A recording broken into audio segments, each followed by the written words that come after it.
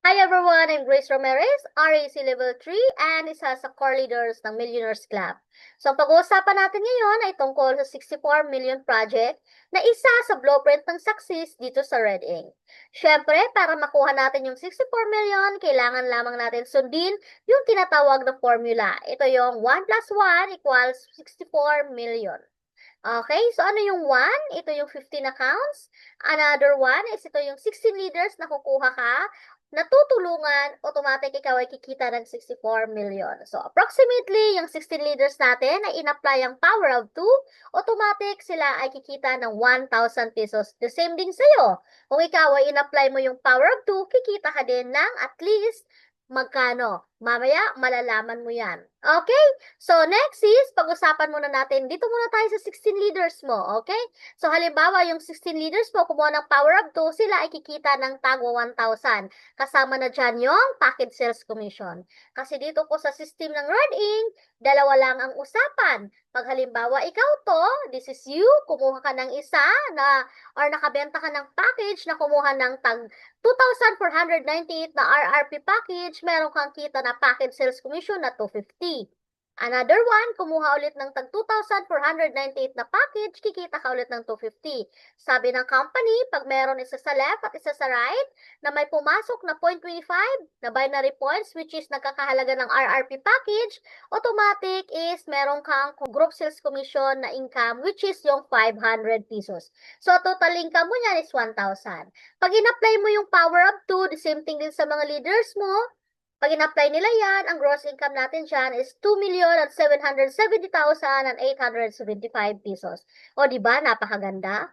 Ngayon, pag-usapan natin yung another one. Ang another one, ito yung kailangan mo lamang at least, i-position muna yung 15 accounts mo, okay? So, una, 15 accounts muna. Dapat lahat yan under your name. So, ang 15 accounts na yan is nagkakahalaga lamang ng 37,500. Ngayon, pag pinosisyon mo yan, automatic meron kang return of capital na tinatawag, which is yung 10,000 pesos.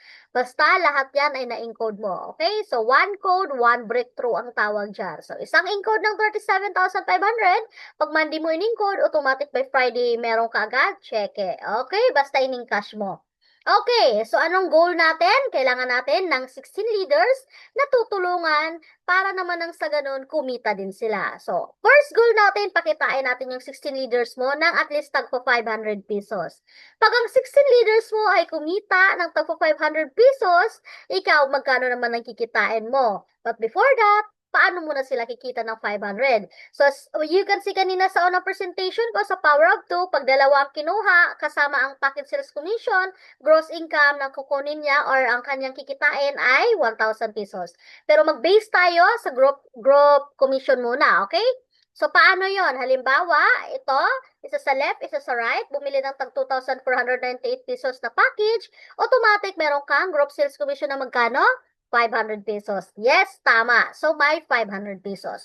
Para kumita yung 16 leaders mo ng at least tagpo 500, kailangan lang niya makabenta ng dalawang package na tag 2,498 pesos.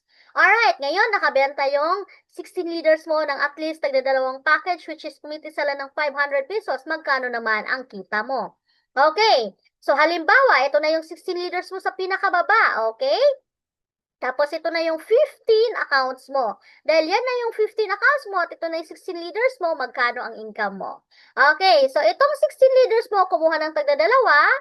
Okay, ito, may pumasok dito na dalawa. Sige, anoint ko para kahit papano is maintindihan or i-laser ko. So, ito siya, kumuha ng tagdadalawa, ito siya, kumuha ng tagdadalawa. Ngayon, syempre, kikita to ng 500, kikita no ng 500 sa group sales commission, okay? So ngayon, di ba po account mo tong number 8? Dahil account mo si number 8, sabi ng system, pag merong isa sa left at isa sa right na pumasok na tag 2,498, meron kang commission na 500. So, dito merong pumasok, dito meron, tama? Yes, so 500 yan. Dito meron, yes, so 500 pesos yan. So, the same effort na ginawa ng 16 leaders mo, ginawa nila yung tag 500, yung power of 2, ngayon magkano commission mo? Okay, so kung ito may 500, ito may 500, okay, 500, 500. So, magkano na yan? 1,000. Okay? So, ito kikita ng 1,000. Okay? Si number 8. Okay, kung ito may 500, ito may 500, 500 plus 500, magkano? 1,000. So, ito si number 8, kikita ng magkano? 1,000. So, ilang account mo ang kikita ng 1,000? Bilang tayo. 1, 2, 3, 4, 5, 6, 7, 8. So, 8 ang account mo nakikita. So, 1,000 times 8 equals 8,000 pesos. Ngayon, account mo to si number 4, tama? Yes, account mo yan. So, kung dito may 500 na kita, may, yung isang leaders mo at 500 nakita tayo dito sa another leaders mo. So, ito, apat na to. So, apat na 500 na yan, okay? So, 4 times 500, magkano? Yes, 2,000 pesos. Question, ilang account mo ang kikita ng tag to 2,000 pesos? Bilang tayo. Kasi same effort sila eh. Kaya kikita din to ng tag to 2,000. Bilangan natin. 1, 2, 3, 4. Okay, so 2,000 times 4 equals 8,000. So, ito, account mo ba din to si number 2? Yes, account mo din yan. Dahil account mo si number 2, syempre kung merong apat dito at meron apat dito sa baba, magkano na yan? Okay, 8 na yan. So, 8 times 500, magkano? Yes, 4,000 pesos. Dahil dyan, si number 2 mo, kikita ng 4,000. Ilang account mo ang kikita ng 4,000? Bilang tayo. 1, 2. So, 4,000 times 2 equals 8,000 pesos. Question, si number 1 is account mo din ba?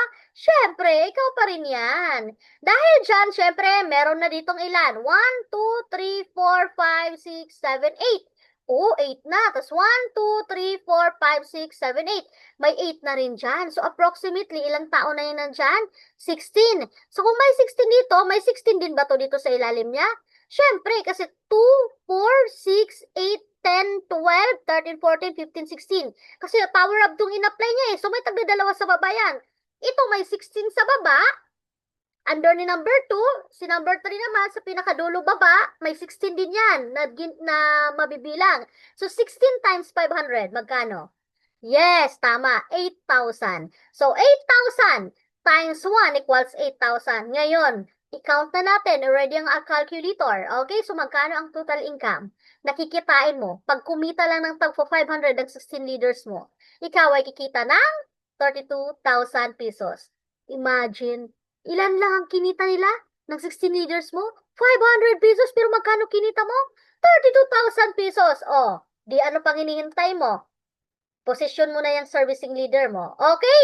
So, next natin pag-usapan is, pakitain naman natin at least yung 16 leaders mo ng tagpo 5,000. Kasi ang 500, pangkain lang daw yan eh, isang kainan lang. So, at least 5,000 pesos. Para kumita ng 5,000 ng 16 leaders mo, kailangan i-apply lang nila yung at least magkaroon sila ng 10 RRP sa left or 10 RRP sa right. Okay? 10 RRP sa left, 10 RRP sa right. So, 10 times 500 equals, yes, 5,000 pesos. Tama. 10 times 500 equals 5,000 pesos. So, ngayon, para kumita yung 16 leaders mo ng at least tagpo 5,000, kailangan 10 sa left, 10 sa right, at tag 2,498 na package ang kanilang maibebenta. So, ngayon, paano naman yung kita mo? Siyempre, para kumita sila ng tagpo 5,000, kailangan nila ng effort ng times 10. Tama? Kasi times 10 na RRP to eh. 10 RRP sa left, 10 RRP sa right.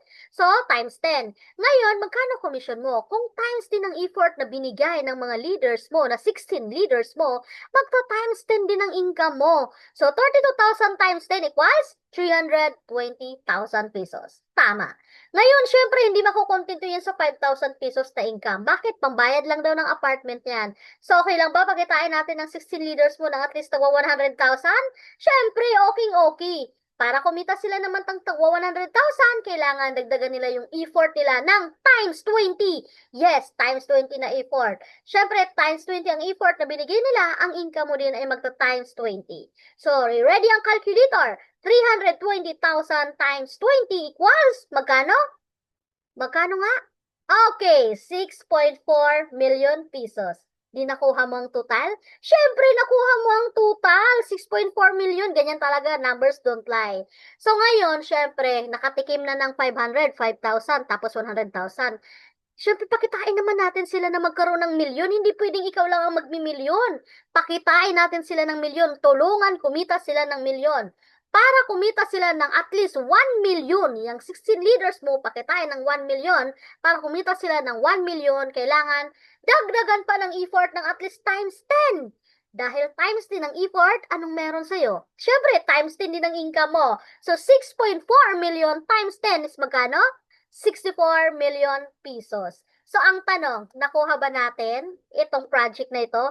Yes, nakuha natin. At dahil dyan, ano pang hinihintay mo? Mag-servicing leader ka na, mag-64 MP1 ka na. Dahil sa 64 MP1, hindi ka lang makakapasa ng RAC Level 1, plus, hihipa ka pa. At, syempre, marami ka pang matutulungan na leaders. Take note, 16 leaders lang ang kailangan para sa ganun, makuha mo yung 64 million project. Thank you everyone! I hope naintindihan.